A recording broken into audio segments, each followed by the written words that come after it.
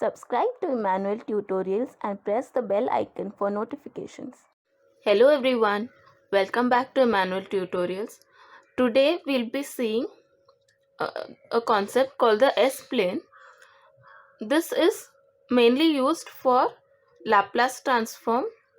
So in every question which you have to solve regarding Laplace transform, you will be asked to plot the region of convergence, which is the area where the Laplace transform converges. So divergence is something like this. So from less it goes from one point to many points, that's called divergence, and convergence is from many points to one point when it's decreasing to one point or it's coming to a finite value, that's called convergence. So where the point or the area where the Laplace transform converges is called the region of convergence. So that can be plotted using the S-plane. Now if we look at the S-plane, or before that, this is the just to remind you what we had seen in the last video.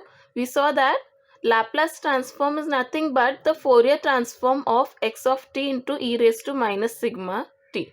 So if you have not seen that, you can look it up in the signals and systems playlist.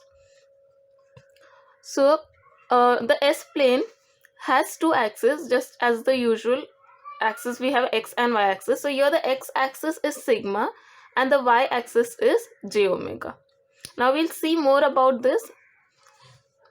Now this is used for representing the complex frequency s in terms of complex plane. So this is a complex plane and s is the term or the value which we substitute in the complex exponential e raised to st, which is used to calculate the Laplace transform. So this is used to plot the s values. Now here the horizontal part is sigma, which is the real part, because s is equal to sigma plus j omega. So sigma is the real part, omega is the imaginary part. So sigma, and this is the exponential damping factor. Similarly, if we see the vertical axis, it is the imaginary part and that represents the sinusoidal frequency omega.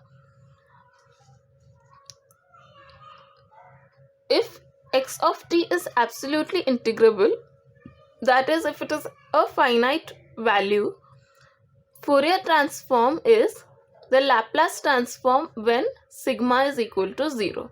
So if you want to find out the Fourier transform from a Laplace transform when x of t is absolutely integrable, you can find it by just substituting sigma equal to 0.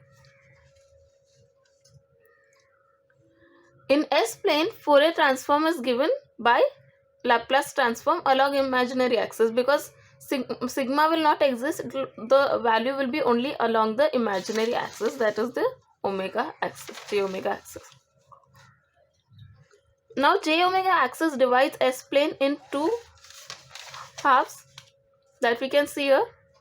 This is called the left half of the S-plane, left half of the S-plane, and this is called the right half of the S-plane.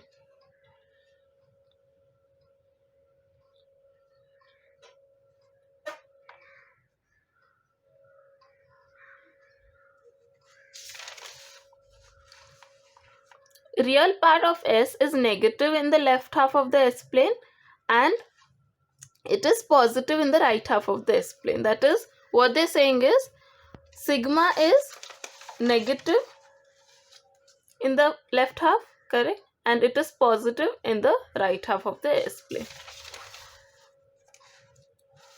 Now we'll see how usually Laplace transform is denoted, so or represented. It is in the form of this Bm into Sm. So it's a addition of products. So Bm into Sm plus Bm minus 1 into Sm minus 1 plus going on to B1S plus B0. Similarly, on the denominator you have Sn plus An minus 1 Sn minus 1 plus going on to A1s plus A0. So at one side it increases, one of the coefficients increases, and one side the power of the coefficient decreases. So it can be represented in a shorter form as Bm common and pi, that is sum of products of S minus Ck from k equal to 1 to k equal to m. Similarly, on the denominator, you don't have the Bm terms, so you have pi k equal to 1 to n S minus dk, where Ck is the root of the numerator polynomial and these are called the zeros. Ck are the zeros and dk are the roots of the denominator polynomial and they are called poles.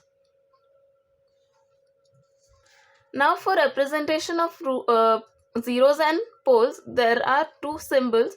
So for zeros you will use this circular symbol, it's a small circle, and for poles you will use this cross. So here we can just see it in the graph. So here we have shown one pole at sigma equal to -1, and here we have shown a 0 as sigma equal to +4. We also have a 0 at this point where sigma equal to -2 and j omega is 2. Now this will be widely used in the coming questions we will be solving. So you can just go through this video. If you have any doubts related to this, you can ask me in the comment section, or if you have any doubts related to any other concepts or problems you would like to be solved, you can mention them in the comments of any of our videos.